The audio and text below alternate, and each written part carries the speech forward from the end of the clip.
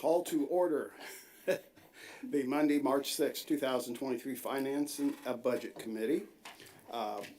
Roll call, please. Councilmember Hodges. Here. Chairman DeMoro. Here. Mayor Pro Tem Lopez. Here. Councilmember Shields. Here. Thank you. First up is the approval of agenda. I would entertain a motion. Chair, Yes, I move to approve the agenda as presented. Second. I have a motion and a second to approve the agenda. Any discussion on the agenda? Seeing none, roll call, please. Mayor Pro Tem Lopez. Aye. Councilmember Hodges. Aye. Councilmember Shields. Aye. Chairman DeMoro. Aye. Next up, public comments. Chairman, I've had no public comment cards submitted and no comments submitted in advance. All right, thank you. Then we will get right into business. First up is the approval of the February 6, 2023 Finance and Budget Committee action letter. Anybody want to venture a? Chair, Yes.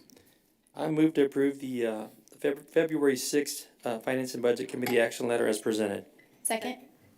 Thank you. I have a motion and a second to approve the February 6, 2023 Finance and Budget Committee action letter. Roll call, please.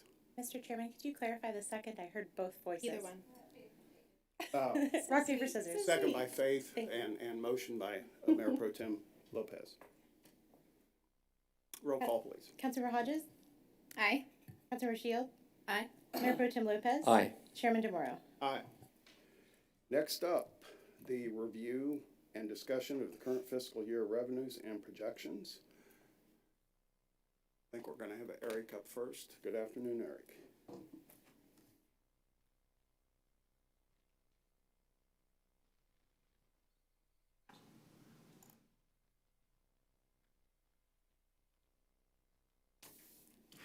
Good afternoon, Eric Stoyanov, Budget Manager.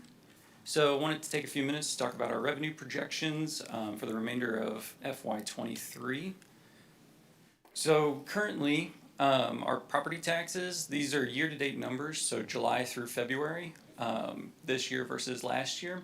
So as you can see, our property tax numbers are coming in pretty strong, up about 6% compared to last year.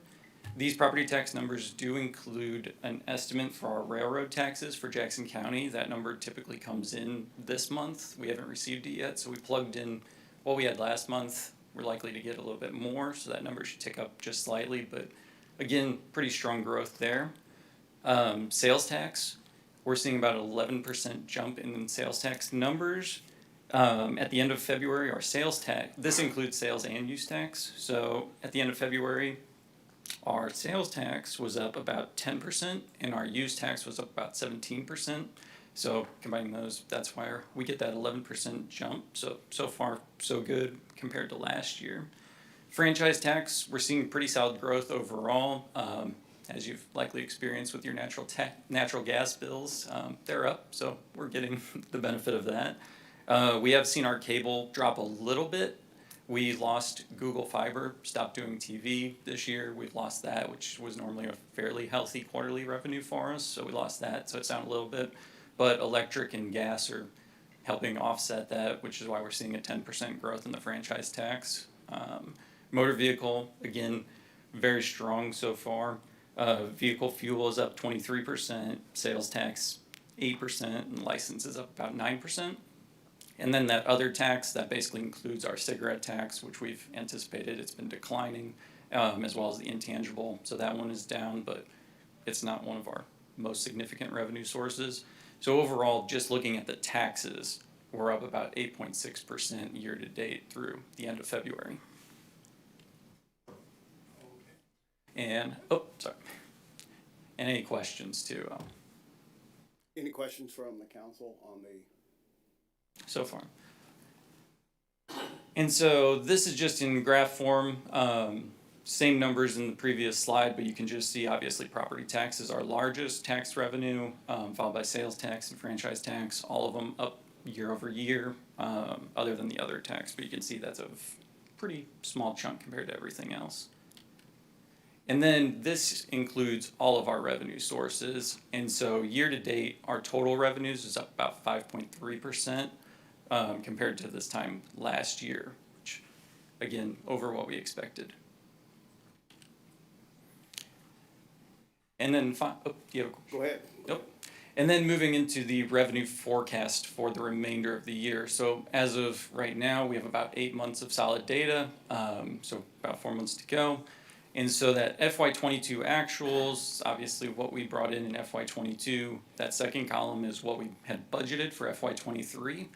And then the third and fourth column are where we get into our forecasted amounts. The flat growth column, that one is basically giving us a base amount. So we took the first 8 months of actuals, and then we said if everything just remains flat for the final 4 months, bring those numbers over. Obviously, things don't just stay flat, they go up, some go down, but overall we've been seeing growth, but that's just to give us a base. And so that would put us at 92.4 million to end the FY22 fiscal year.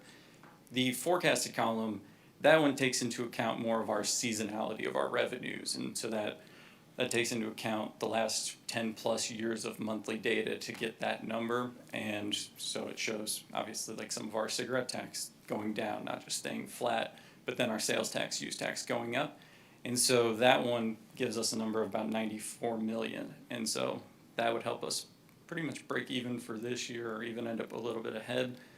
Obviously, we still have 4 months to go, and so these numbers are all subject to change because we get new information in daily, and I know everybody's been worried about sales tax in particular, maybe trending down eventually, so we're keeping a close eye on that, but so far things have been good, and we'll just continue to keep a close eye on the revenues. So Eric, these are projections for the fiscal year. Full fiscal year.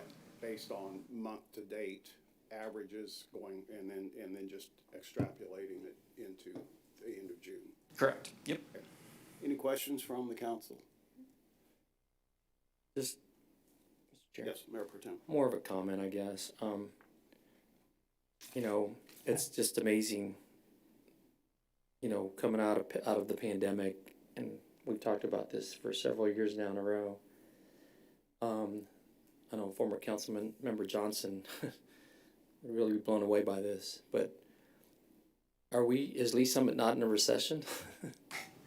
So far, we've been fortunate with most of our revenue categories. Again, every month we're keeping a close eye, particularly on that sales and use tax, because I know some of the larger retailers in the past few weeks have been kind of bringing down their outlooks for the full year and being a little conservative in what they expect. And so we're keeping a close eye on that, but so far we've been fortunate to see solid growth. Some of our other fees and licenses, those types of revenues are down a little bit, so it does seem like building permits, things like that. But luckily with our biggest four revenue drivers, we've seen pretty good growth. Absolutely. I mean, I don't know what I'm a licensed real estate broker, but I don't focus on residential. From this indicates that something's going well with the housing market, with property taxes or construction. Sales tax is just amazing, and it bodes well for our city. Thank you. Appreciate that. Okay, Thank you, Chair. Thank you. Any other comments, questions? Eric, this is a great display of, as Mayor Pro Tem said, of our the health of our city, and you know, it takes a lot of work to put these together, but it's always good to have good news. Great to have good news. Yeah, awesome. Anything from you, Betty, or? Excuse me. I'll just share that Eric's been doing a lot of work. We've been talking a lot about how to project our revenues, especially sales tax. We expect that if we ever do start to see a downturn, sales tax will be the first place that it shows up. I mean, building permits have already started to drop a little bit, but on the sales tax, that's where we expect that to show up. And so we've been digging into the details that the state makes available to us and trying to look for any sort of patterns that we can find. Excuse me.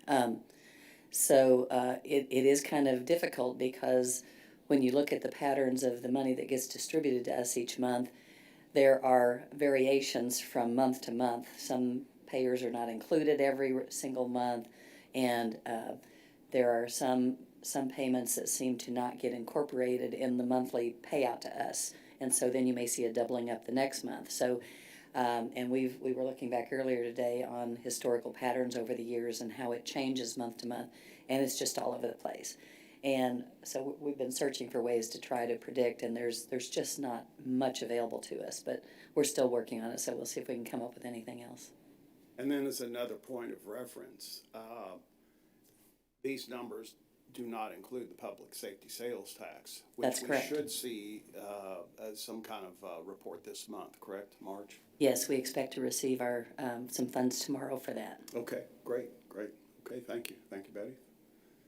Thank you, Eric. Yeah, appreciate that. All right.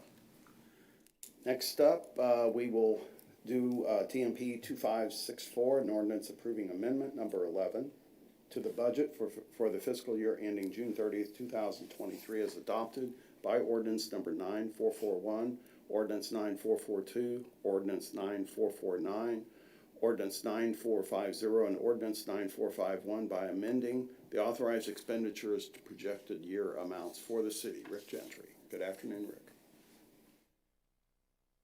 Good afternoon, Mr. Chairman. Rick Gentry, procurement sorry, that's the old title, budget manager. All right, let's see, get things pulled up here. So, good afternoon is the title of the ordinance suggests. We're gonna be seeing three budget amendments coming up here in a row. And they're all three tied together to our mid-year projections, which is part of our annual budget process.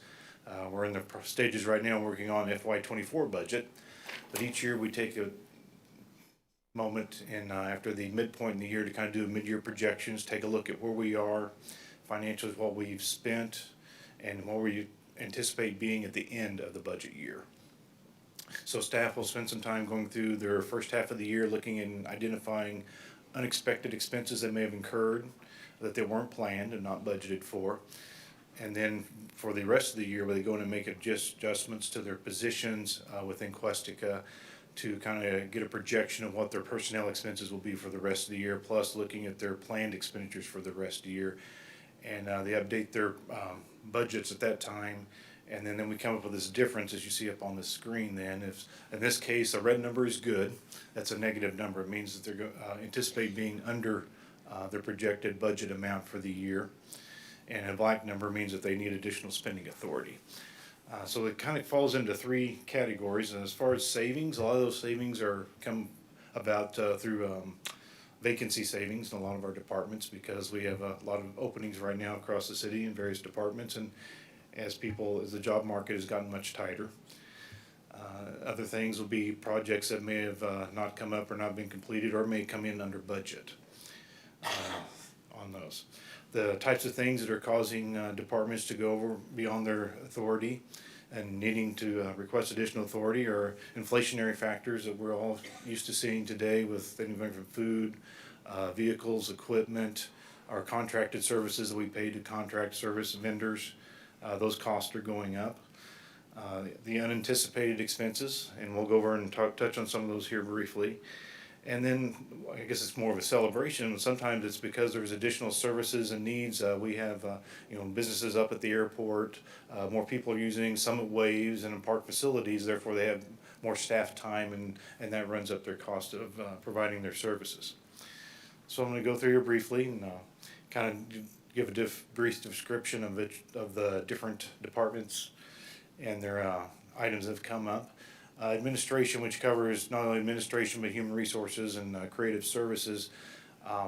We had if you remember when we did the budget this year, we put $500,000 in there for compression and adjustments for HR to use throughout the year to give compression adjustments to individuals. So part of the process we did in mid-years, we took and allocated those out. I think they used $438,000, that $500,000. So that was allocated to different departments, which will impact their department budgets. But that's what brought that number down into the red. The administration had a couple of unexpected things that weren't budgeted for. We're doing an election in April, which was not planned to do when we did the budget process a year ago. So that's an additional $75,000 anticipating to pay out of this year. Going on down the line, excuse me. Public Work Engineering, they had an opportunity. They actually did very well. They didn't have very many openings in their department, so their vacancy savings were minimal. But they did get impacted with a truck. They were doing an upgrade at the cost of the adding the bucket to it went up quite a bit. So they're asking for additional spending authority for that. Law enforcement's under fire. Fire, they had several retirements, and when we have staff retire, they've been here with the city for a long time. We pay out their vacation and partial sick leave. So they experienced some retirements that impacted their budget, as well as they had the engine go out on a fire truck, which is, we don't plan for those, but that happened. It was a significant expense. Radio encryption was part of the MARS project for the Mid-America Regional encryption of radios. That was actually a budgeted expense out of FY22, but because of the timing of when it actually occurred and when the expenditure occurred, it happened in FY23, so we're rolling that authority forward into this year. And we have a couple more similar to this that we're working on a process and identifying those at budget time and after the budget's in place to bring those forward, so we don't have to wait till address these at mid-year projections. Going on down, municipal courts, we're doing an adjustment to when they did a reorganization back in FY21 of their staff. They had one that should have been, a position should have been moved up to a full FTE instead of 7.75. So that 22,000 includes that one correction. Plus they've had an increase in the need for public defender services as well as translator services in the public court and the municipal courts. We had savings in public works operations due to vacancies and some various other savings there. You will see on the exhibit there's a transfer going from public work operations over to fleet, and that's for a vehicle that the upgrade is costing more than was originally planned and part of the VERP. So to make the VERP fund whole, they're transferring the funds over to cover that expense. So in total, the general fund net is just under $600,000 under projected budget overall. But we are going to be asking for $414,000 in additional spending authority, which will bring our new general fund balance authorization up to $94,452,005 on that line there. Any questions about general fund items? Any questions to Mr. Gentry about the projections? Don't have any questions. Okay. On the lower part of the other funds that are more operational funds, we don't include all the capital project funds. These are just the operational funds. There you can see parks. They've had some unexpected repairs this year. The elevator repair at Longview. They had a roof repair at Gamber. They had heater repair at Longview as well. They've did some upgrades to Summit Waves in the locker rooms, adding fans, upgrading their water fountains. Summit Waves, that's kind of a celebration. They had a big increase in needing of staff because of the attendance and was up at the pool this summer because of the nice hot weather we had and the beautiful weather. So that increased their labor hours. They also had an increased need for security also as well because of the increased use of the facilities. And they also, parks, they got, with their multiple facilities and the heated pools, they also got hit with the natural gas prices, which we've all experienced the increases on those this past few months. Going on down, you'll see a transfer from public safety sales tax, law enforcement. It's not asking for additional money. This was a miss when we put together the budget amendment. The original budget, the ordinance for the council back last June, that there should have been a transfer included in there. It was included in the money was there, but we just not get the council's authority to transfer. So it's just getting the approval to do that transfer for the public safety sales tax for the SRO vehicle for police over to VERP. Law enforcement, if you saw it recently on the city's Facebook page, they have a canine unit that's retiring. So they need to replace that service dog, and they're requesting additional spending authority from the PSERP to start the process of replacement of the service dog with a canine unit. Airport, there we can see the business has been up, selling lots of fuel, and they do have to purchase that fuel as part of their resale program, so they're needing additional spending authority for the approval for the purchase of additional fuel anticipated for the rest of the year. And you see the $800 transfer there. This past few months ago, council approved a purchase of an airport tug, which was through their VERP program. is a planned purchase. Due to the increased service and needs at the airport and to have a piece of equipment out there for backup, they're going to be transferring $800, which is the salvage value of the old tug that was calculated in their VERP payment. So they're gonna transfer that $800 from airport over to VERP to make the VERP whole for the replacement of the piece of equipment. And you see fleet there, there's a significant decrease, and that's because they did not order as many vehicles. Some of them were just not available to order this year because they have to hit certain windows with the manufacturers to order, as well as the fire department doing the lease program that we approved last fall, I believe it was, to purchase of pumper trucks and things. So those adjustments are coming through, impacted fleet's anticipated spend for the rest of the year. So, any questions on the other ones there? Mr. Gentry, could you, give us some information or explain to us, for anybody that's watching, the Parks Department items on here, how does that relate to, or the relationship between their budget and our budget? Because these expenditures are coming out of our budget. How's that relationship work? Okay, so the items in the top half of the page are all general fund. That's fund, that's the administration, city hall, and the general services for the city. Parks, the lower section here, these are all separate funds. So Parks has their own sales tax, property tax revenue comes in, as well as revenues for their admin, use of Longview, Gamber, you pay fees. So those monies do not go through the general fund. They're separate funds. So they do not impact the general fund. So, so these expenditures are coming out of the city budget rather than the parks budget, correct? Well, they come out of the parks budget. Yeah, it's all part of the city's budget. Yes. Okay, Yes, yeah, they're all part of the city's budget. It's just the parks fund. Yeah. Yes. Yeah, that's, in a roundabout way, that's what I was Okay, trying thank to you. ascertain, in case anybody was watching Yes. and say, well, Thank wait a you. minute, I pay fees to the parks, why aren't they spending their money? Okay, thank you. Any other questions from the council? I don't think we have any more Okay. questions. All right, so there will be three items. The first item in budget amendment number 11 covers most of the departments listed on the page.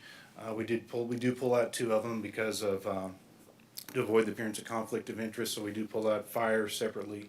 So and then we pull the municipal courts out separately. So amendment number 12 will be for the fire, and amendment number 13 will be for municipal courts. So those are just pulled out separately, otherwise they're all the same. Okay, then we will start with the first one, amendment number 11. If there are no further questions, entertain a motion. Sure. Councilmember Shields. Move to recommend to council for approval TMP 2564, an ordinance approving amendment number 11 to the budget for the fiscal year ending June 30, 2023, is adopted by ordinance number 9441, ordinance number 9442, ordinance number 9449, ordinance number 9450, and ordinance number 9451 by amending the authorized expenditures to projected year amounts for the city. Second. Thank you. I have a motion by Councilmember Shields, a second by Councilmember Hodges to move TMP 2564 to the full council with a recommendation of approval. Roll call, please. Mayor Pro Tem Lopez. Aye. Councilmember Hodges. Aye. Councilmember Shields. Aye. Chairman DeMoro. Aye. Thank you. That's 4 ayes, moving to the full council for consideration. Next up, TMP 2578. TMP 2578, an ordinance approving amendment number 12 to the budget for the fiscal year ending June 30th, 2023, is adopted by ordinance 9441, ordinance 9442, ordinance 9449, and ordinance 9450, and ordinance 9451 by amending the authorized expenditures for fire to projected fiscal year amounts for the city. Chair. Any discussion? Yes. Mayor Pro Tem. You ready for Yes, Mayor Pro Tem Lopez. Thank you. Yes, please. Yes, I move to recommend for approval to full city council TMP 2578, an ordinance approving amendment number 12 to the budget for the fiscal year ending June 30th, 2023, as adopted by ordinance number 9441, ordinance number 9442, ordinance number 9449, ordinance number 9450, and ordinance number 9451 by amending the authorized expenditures for fire to protect projected fiscal year amounts for the city. Second. Thank you. I have a motion by Mayor Pro Tem Lopez, a second by Councilmember Hodges, moving TMP 2578 to the full council with recommendation of approval. Any discussion on the motion? Seeing none. Roll call, please. Councilmember Shields? Aye. Councilmember Hodges? Aye. Mayor Pro Tem Lopez? Aye. Chairman DeMoro? Aye. Thank you. That's 4 ayes, moving TMP 2578 to the full council. Next up, TMP 2579, an ordinance approving amendment number 13 to the budget for the fiscal year ending June 30th, 2023, as adopted by Ordinance 9441, Ordinance 9442, Ordinance 9449, Ordinance 9450, and Ordinance 9451 by amending the authorized expenditures to projected year amounts for the municipal court and the full-time equivalent positions for the city. Motion? Chair, Yes, Councilmember. I move to recommend to City Council approval of agenda item TMP-2579, an ordinance approving amendment number 13 to the budget for the fiscal year ending June 30th, 2023, as adopted by ordinance number 9441, ordinance 9442, ordinance 9449, ordinance number 9450, ordinance number 9451, by amending the authorized expenditures to projected year amounts for municipal court and the full-time equivalent positions for the city. Second. Thank you. I have a motion by Councilmember Hodges, a second by Mayor Pro Tem Lopez, moving TMP 2579 to the full council with a recommendation of approval. Mr. Chairman, I don't believe Mayor Pro Tem Lopez wants to second this motion. Oh, that's right. Thank you. Apologies. This second by Heard her Councilmember first. Shields. I heard it. Thank you. Roll call, please. Councilmember Shields? Aye. Councilmember Hodges? Aye. Chairman DeMoro? Aye. Mayor Pro Tem Lopez? Abstain. Thank you. That's three ayes, 1 abstain, moving TMP 2579 to the full council with a recommendation of approval. Thank you. Next up, TMP 2585, an ordinance amending section 32-107 water tap fees of the Code of Ordinances for the city of Lee Summit, Missouri regarding water tap fees. Brent Boyce. Good afternoon, Brent. Hi, Brent Boyce, Assistant Director of Water Utilities. Well, thanks for the opportunity here. Last year we presented a change to the sewer connection fee calculation and updated that ordinance. That ordinance had been updated since 1988. With the water tap fee, we hadn't. It became effective in 1996, and we've not made it an effective change in that since then. Similar to the sewer connection fee, we knew that it was necessary to update our master planning for that, and then update the calculation that we've been using. That calculation has worked very well for us for a very long time, but we wanted to make sure that we at least audited that and made sure that it worked well. And so we began that process. The master plan was a very important step for us because we made sure that we were identifying projects necessary to meet the needs of the comprehensive plan. It also reviewed our water demand and supply contracts and what necessary projects we would need in the future. And then it validated a lot of the factors that we had been utilizing in the calculation going forward. But what this ordinance is really a matter of trying to align that well with what our existing sewer connection fee ordinance is, so that it matches that process very well. It also is intended to so that we have good consistency amongst those two programs. It also aligns well with the input we received from our Water Utilities Advisory Board, and also to be in alignment also with the budget process. And hopefully it supports making updates going forward in the future. And so that's one of the reasons why we wanted to bring forward this ordinance change for those reasons. I'd be happy to answer any questions. Thank you, Brent. When was the last time you said these were updated? I'm sorry. The water tap fee was implemented and became effective March of 1996. 1996, okay. And we've basically been using that same formula ever since. We've made some modifications as projects have been necessary to be added, And we've also made some variations in terms of water supply or demand from customers. But that's an ongoing process, but that's one of the reasons why the master plan was really critical to us, is to make sure that we were utilizing what's actually going on in the system and making sure that those are meeting those needs. And so the model that we've identified is utilizes very much the same types of calculations, but it's in this case it's also a matter of making sure that we have the ordinance in place so that it works very consistently amongst both sewer connection fees and water tap fee. Okay, thank you. Any questions from the council?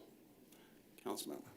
Yeah, so I feel like when we talked about the sewer side of this, we spent a lot of time looking at the different jurisdictions and comparing how we were to our neighbors. Would this be kind of in line with what other cities around us charge these types of fees, or can you talk a little bit about that? You're right. There is, with sewer connection fees, as with water tap fees, there are some communities that don't really have those elements in their calculation. They,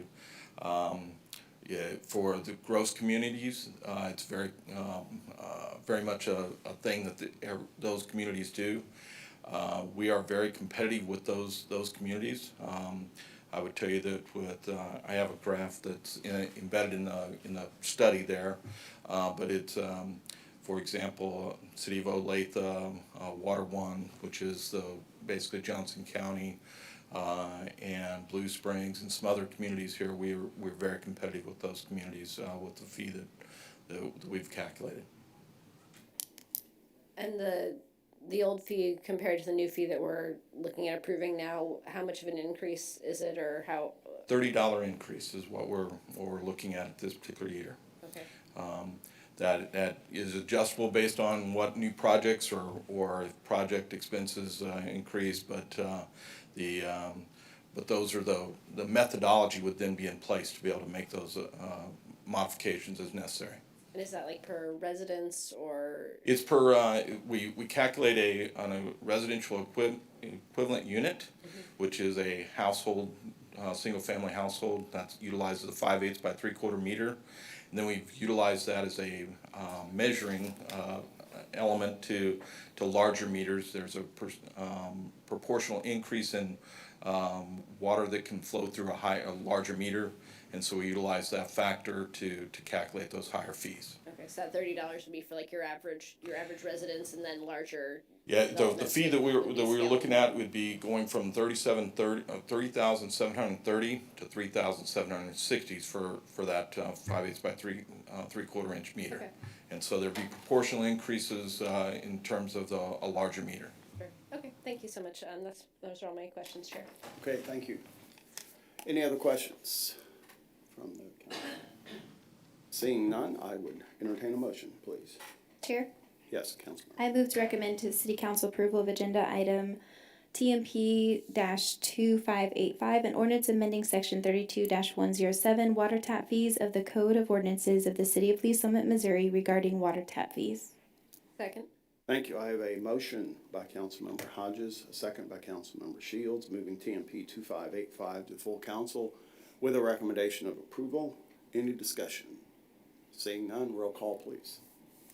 Mayor Pro Tem Lopez. Aye. Councilmember Shields. Aye. Councilmember Hodges. Aye. Chairman DeMorro. Aye. That's 4 ayes, moving TMP 2585 to full council.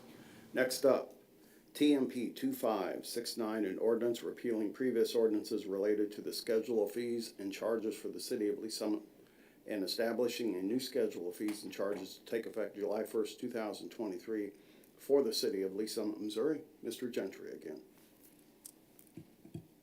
Thank you, Mr. Chairman. Rick Gentry, Budget Manager. The item before you is the schedule of fees and charges, and these are in preparation for the FY24 fiscal year that begins July 1st, 2023. Attachments to your packet online, you'll notice the Exhibit A is kind of the final clean version. It would be posted online, and then the supplemental document had the changes redlined through it. There are several people in the room that could probably answer detailed questions. If you have any detailed questions about any of these specific increases or changes, or I can do a quick overview if you would like, or What's your preference, sir? Anybody has questions, I guess Has everybody had a chance to look over the schedule of fees and generate questions or comments? If you have any. I do have, some discussion, a discussion item that I wanted to bring up, and that is, and I'm not sure, I wanna start the conversation by the business, tax, I've been on the council a while, and it's been $50 for quite a while, and, I see Mr. Johnson coming down. Do you know how long it's been since we changed that figure, that $50 figure? Joshua Johnson, Director of Development Services. I had forewarning of this question, so I emailed our business services rep, and that has been that $50 fee for business licenses has been in place since 2014. 2014. Do you know, the rate, or not the rate, how do I wanna say this? Do you know the compliance, an estimated compliance number of people that actually get business licenses in the city of Lee Summit compared to the number of businesses in Lee Summit? I mean, is it I don't know that rate. not even an estimate? No, here's what I will say, and since we've done proactive code enforcement, they've been kind of telling people, hey, you don't have a business license, and that number has gone up since we've done proactive code enforcement, so I don't have a compliance rate for you, I'm sorry. Yeah. I noticed the number, the dollar amount has gone up, so that would match with what you're saying. Well, I would like to start the discussion. I think that, since it's been, since 2014, I would like to start the discussion of maybe raising that number and, to a total of 75, but what I'm going to propose is that the small businesses, home-based businesses or whatever, that are less than or equal to 25,000 gross revenue to stay at $50, and then anything above the 25,000 gross revenue to actually move to $75. And then in addition, to be brief, in addition, leaving the penalty month, I think it's a 5% penalty, but actually having a fine after 12 months if the compliance was not met of $100. I queried 2 or 3 cities around the area, and we're considerably less. Kansas City far outweighs they're 5 times what we charge. Independence actually has the gross revenue number built into theirs. So I would like to open up the discussion. I mean, that's my brief idea. Move it, like I said, and to reiterate, let's leave it at $50 for gross revenue under 25,000, above 25,000, go to 75. But then, if compliance is not met after a year, a fine of $100 in addition to the monthly penalties. And I want to remove the cap, the 25% cap on penalties. I think that that it's important that people get a business license so they are on the record of supporting the city in this small way. So I'll open it up for discussion if anybody has any comments. No comments. Comment? Yeah, Councilmember Shields. I guess I don't have any particular opposition to that. Is there any difficulty with administration having the different gross revenues? Do we already know that, like what the gross revenue of these different businesses is? Would that be an easy thing to implement, the tiered pricing? I think that would be on an honor system, actually. I mean, I don't know how you would do that unless Mr. Johnson could I think that could be a difficult thing to administer. I don't know how we'd get, like you said, it would be on an honor system. My suggestion would probably be to do a 75 across the board fee. Okay, just to make it easy on development services. Well, Not easy, don't get me wrong. No, I know what you're saying. Yeah. Because now we do have people where we sign off on a home occupation and we have to sign off if that's okay zoning wise. So one thing you might say is, okay, if you're a home-based business, the rate could be different. Sometimes that's, just one person working out of their home, doing some engineering drawings or architecture, things of that nature.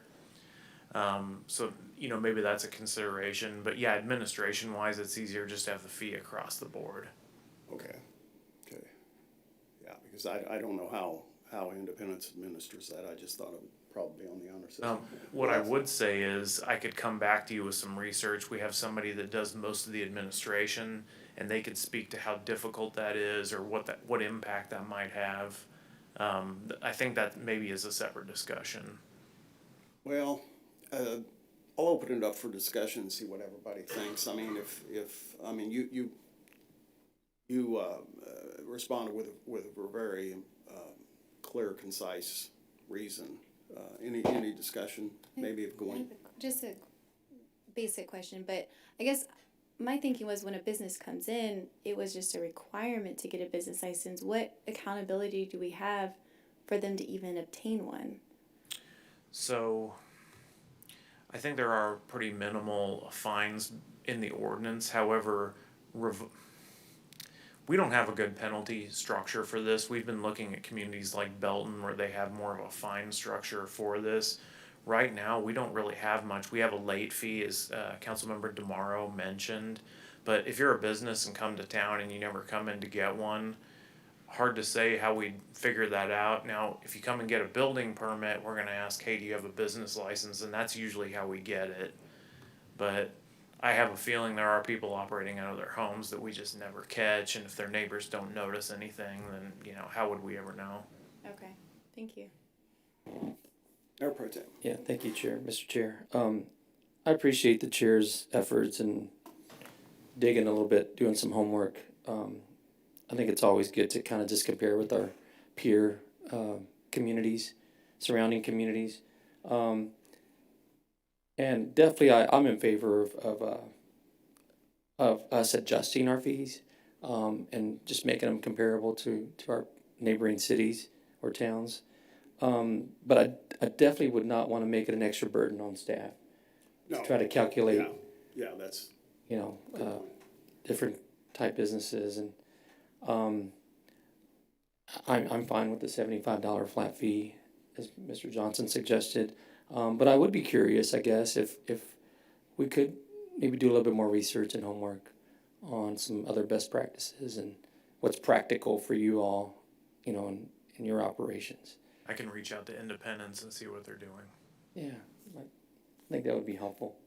Mr. Chairman, Yes, thank you. I just wanted to share with the committee, to make a change to this fee, you would probably want us to bring back some rationale behind that cost increase, not just to being comparable with the city, because our fees do need to reflect some sort of cost on our side. And though I'm sure we could demonstrate that cost, we would like to be prepared to show that and demonstrate it for the record, so that there's a record of that, for the decision.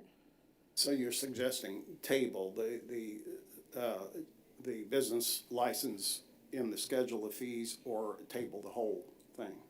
I think for some deadlines, it would be great to go ahead and pass the schedule of fees, because there's some printing deadlines. Okay. I'm not sure. Yeah, we can always come back and amend it if you're okay passing it at 50 tonight, knowing it's gonna, and just with a guarantee that staff's gonna bring it back to you. You don't have to pass it at council if we might have to have this discussion at full council. It just depends on the time frame that we can get it passed, so that all the other fees can go through and get their stuff in order before the July date. So I have to look at those dates a little bit. I can pull them off the top of my head here. And this goes into effect July 1st, right? So it's fiscal year, Yeah. right? So would that give you time, maybe not, of course, not tomorrow, council meeting tomorrow, but in a couple of weeks is what you're proposing? Let me just look at the Finance and Budget Committee meeting schedule. This is supposed to go to full council on the 13th. So Okay, let us look and see if we can push that a week after council, maybe hit one of the special Finance and Budget Committee meetings, or have a special meeting to discuss that, if that's enough time for them to get their research together. So Okay. let us play on the dates, and we can get back to you, probably I'd say by Friday with the plan, if that's okay. Okay, all right. Are you amenable to that, Mr. Johnson? Yeah, Okay, we can do that. all right, thank you all. So then we'll press forward then, and I'll ask for a motion if somebody's got one, please. Chair? Yes, Councilmember. Shields. I move to recommend to council for approval TMP 2569, an ordinance repealing previous ordinances related to the schedule of fees and charges for the city of Lee Summit and establishing a new schedule of fees and charges to take effect July 1, 2023 for the city of Lee Summit, Missouri. Second. Thank you. I have a motion by Councilmember Shields, a second by Councilmember Hodges, moving TMP 2569 to the full council with a recommendation of approval. Any other discussion? Seeing none, roll call, please. Mayor Pro Tem Lopez, Aye. Councilmember Hodges, Aye. Councilmember Shields, Aye. Chairman DeMoro. Sorry, I lost my place on my sheet. I couldn't find it. Chairman DeMoro. Aye, thank you. Thank you. That's 4 ayes, moving TMP 2569 to the full council. Next up, TMP 2574, an ordinance authorizing the city of Lee Summit, Missouri to waive the Lee Summit Housing Authority's payment in lieu of taxes for the authority's fiscal year ended September 30th, 2022, in the estimated amount of $33,874.16. Betty Waterman. Good afternoon, Betty. Hello, how are y'all? So this is a recurring annual request that we've gotten from the Housing Authority for well over 15 years. And the Housing Authority, of course, manages Lee Haven and Duncan Estates, which is, pardon me, low-income housing for residents of the city of Lee Summit. There's 116 units that they rent out. Per an agreement that was established between the Housing Authority and the city dating back to 1965, the Housing Authority is required to pay a payment in lieu of taxes to the city that each year that is equal to the lesser of 10% of their total rental payments minus utilities expenses, or the Housing Authority's estimated county property taxes. So they prepare a calculation each year, bring it back to us, and ask us to waive our portion of those fees so that they can apply those funds to the improvements that they make on a continuing basis to those housing units. Okay, thank you. Any discussion? And just for the record, Betty, the Housing Authority, their revenue source is limited. They get federal funds, plus they get the prorated rental. And Right. so this helps them, even though it's only $33,000, it helps them quite a bit. It's significant. Most of their funding comes from housing and urban development. Okay. Any questions? Seeing none, I would entertain a motion then. Chair. I move to recommend to City Council approval of agenda item TMP-2574, an ordinance authorizing the City of Lee Summit, Missouri to waive the Lee Summit Housing Authority's payment in lieu of taxes for the authority's fiscal year ended September 30th, 2022, in the estimated amount of $33,874.16. Second. Thank you. I have a motion by Councilmember Hodges, a second by Councilmember Shields, moving TMP 2574 to the full council with a recommendation of approval. No discussion. Roll call, please. Mayor Pro Tem Lopez, Aye. Councilmember Shields, Aye. Councilmember Hodges, Aye. Chairman DeMoro. Aye. Thank you. That's 4 ayes, moving TMP 2574 to the full council. Next up, roundtable. Anybody have anything of interest that you want to get off your chest? No. Just to let everybody know, we do have a special guest. He's not out here right now, but he's probably napping. It's probably nap time, but thank you for bringing such a joy. It's great to see that little face. Yeah. And I'll let Councilmember Shields tell you what I'm talking about.